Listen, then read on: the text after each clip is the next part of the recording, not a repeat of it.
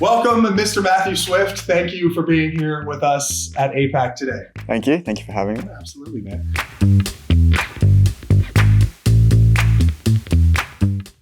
I mean, I was always acting out, so I'm not sure if that counts, but I always loved acting, always loved theatre. I was always jumping on the couch, pretending to be characters in films, always mimicking things, always trying to do voices. So I think there was always part of me that wanted to be an actor. It used to be Mr. Bean, but I can't do that anymore, the old Rowan Atkinson. But yeah, I grew up and then I used to play a lot of games and I used to do accents and a lot of dialects. I love doing different accents. That was just, I don't know, I think that's what really kicked off me getting into acting. So I was 17. I was sort of finishing school and I'd broken my arms. I was a high-level gymnast for 14 years since I was a little kid. And I snapped my arm just before we were going for sort of training for Commonwealth Games. And I needed to find something else. And I don't know if an advertisement or something popped up. I was kind of just looking online and the Actors Conservatory popped up, or the Australian Performing Arts Conservatory popped up. And I came in for an interview and it was sold. Just kind of instantly. I had someone walk me around. They sort of showed me a lot of the students, what they were doing in class. And I just kind of looked at them and I thought, I want to do this. That's it. This is it. I spent a lot of my time sitting in the back corner, not understanding anything that was happening. I had a hoodie, which I had the entire time. This place gifted me a customized hoodie with like the logo on it because I just would never stop wearing the hoodie. Best moment, I don't know, actually applying the skills when I graduated and realizing that I had learned and soaked in everything. And just, I don't know, making friends, lifelong friends with people I still talk to from this place, which, I don't know, just, they kind of keep me grounded and they kind of remind me where I came from. I had to go and kind of assist teach some of the acting classes. I just had to kind of shadow a teacher and kind of learn how to explain things to people. And I kind of got pulled aside and it's like, you're a good actor, you're a talented person, but you kind of need to pull your head in a little bit. And that kind of got to me. And from that moment, I went to every single class and started writing down what every single teacher. I sat every class 3 times, got every perspective from all of the teachers that were there, and then started writing my own book. And so I sort of actually redid the acting course, but from a different perspective.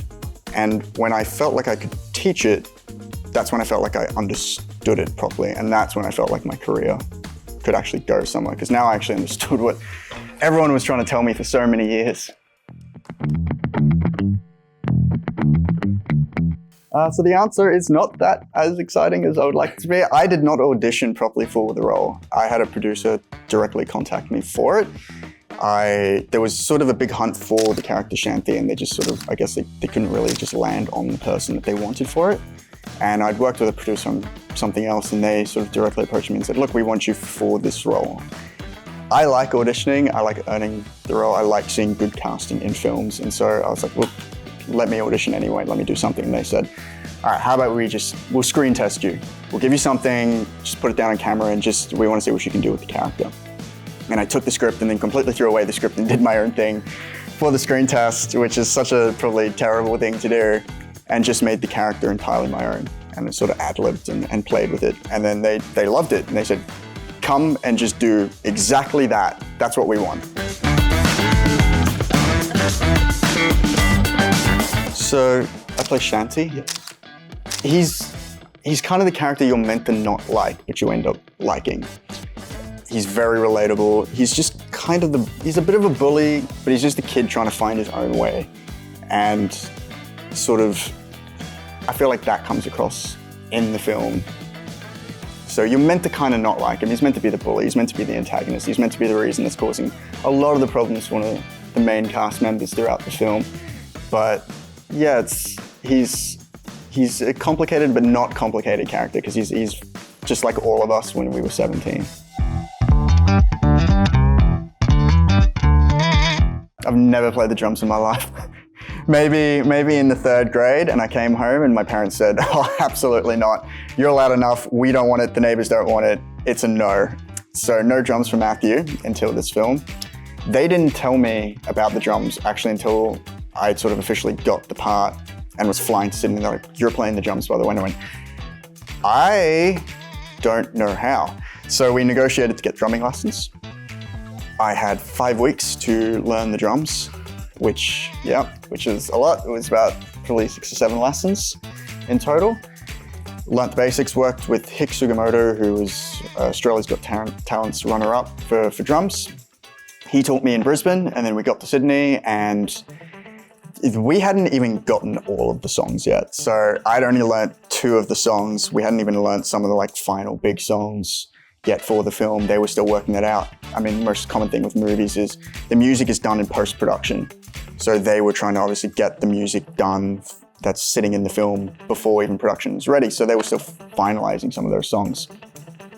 Get to Sydney, meet an amazing man called Michael Kasif, who's just tirelessly worked with me through Sydney every single day. And then I spent every single day I was not on set. I was sitting at my place with the drum set that they'd set up, just rehearsing. And you'll see it in the final of this film, which I won't spoil, but there is a long drumming thing. I think it's about 5 minutes, which we had to do, I think, probably 60, 70 times. And then again the next day, we did 2 full days of just instrumental drumming and singing, and it was... Guy was amazing. I got to come on quite a few of the days I wasn't needed on set, just sort of help with the main actor's accent. They sort of brought me on as a bit of a friend to him. So I worked with him during those scenes, and then obviously Guy was there, and all our sort of green rooms were right next to each other. So it was a lot of us just kind of hanging out and chatting. And he was just lovely. He was so talented. He's obviously a guy who's just so comfortable being in front of the camera. So acting was just an incremental step, in that. He was funny, he hit every comedy beat, and I think people are actually gonna love him in this film. I think he's one of the highlights of this film. There's a lot. I think there's quite a few different storylines throughout. There's the grandmother storyline, there's the barrier of language between trying to make a connection with a person, which, it could not be a language, it could be anything, but it's finding that commonality and building that relationship. So there's a brilliant storyline there for those people, and then there's obviously that self-discovery as a young person, that coming of age feeling where you're discovering who you are, growing up and coming out of high school and who you want to be in the real world. There's the challenges of just high school in general, of dealing with a bully, Love, there's a fair bit of love in there, and the challenges of going through that as well. So I think there's a storyline in there for everyone to relate to. My mum cried, so that made me happy. If she cries, it gets the tick of approval.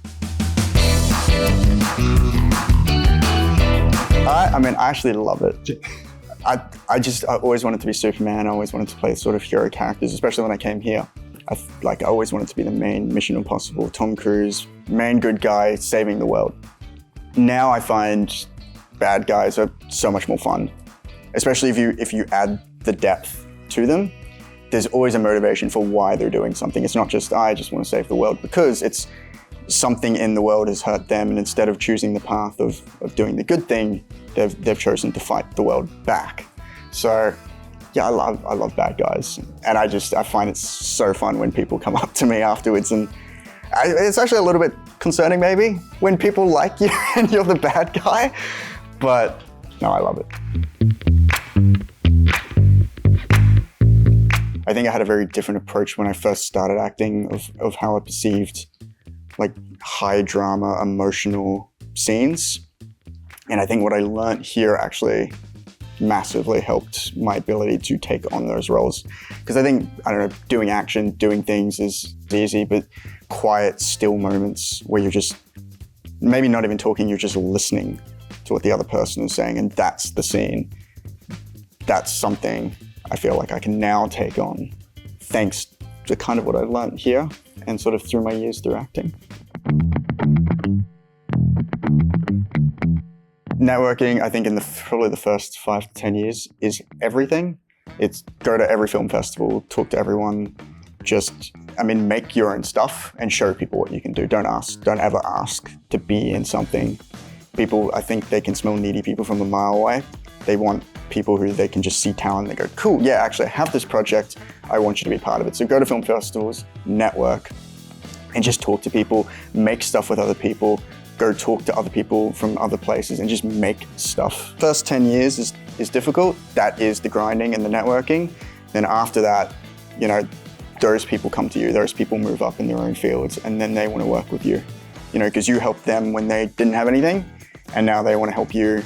They want to work with you now that they have, the background, the history, the knowledge, the teams, the money, all of it.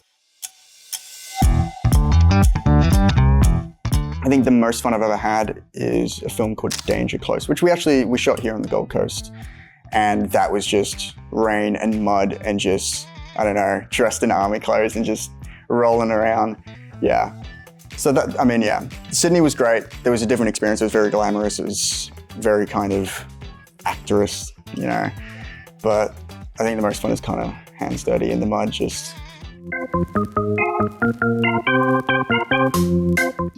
Again, it's a lot of stuff I learned here. It's like some of the stuff I learned, I think probably in the first or second year of being here, is just basic character development. It's just taking the script and then putting it down and then walking in a circle and finding how that character walks, finding that character's voice, finding his inner monologue, finding his mannerisms, finding everything that character does. And eventually you find those differences and you sort of box them and go, okay, this is the character. And then a director comes and goes, I don't like any of that, do this. But no, that's the hardest part of taking something from script to real life. But that's definitely my process of sort of finding a character and playing someone who's very different to me. Is just taking other people I've seen, like Shanti's based on, half a dozen kids I went to school with, Yeah, it's just little bits from everywhere. Experiences, life experience. Acting is just life experience. Again, another thing is like everyone's been through a breakup or been through something in their life, and the best character you can play is yourself. It's the number one thing you can learn to do. It's actually the hardest thing to do. If you try to get someone to tie their shoe in front of a bunch of people, they'll do it weird. So actually learning to just play yourself is really difficult, but yeah, life experiences and pulling things in from your life and then just using that in your acting will put you above 80% of most people. Get a headshot right now, get an agent right now, because you're gonna you might do extra work, that'll happen at some point. I tried to wait until I was perfect before I got an agent. All I did was lose 2 or 3 years of my life. Get an agent right now, go do all the mundane stuff, go be an extra, go do whatever, learn what it's like to be on set. And then when you're ready, an agency will be ready for you. So get that done, get your show reel, go film stuff if you have access to cameras or people with cameras. Go make stuff. If it's terrible, go reshoot it until it's good. Learn monologues every single week.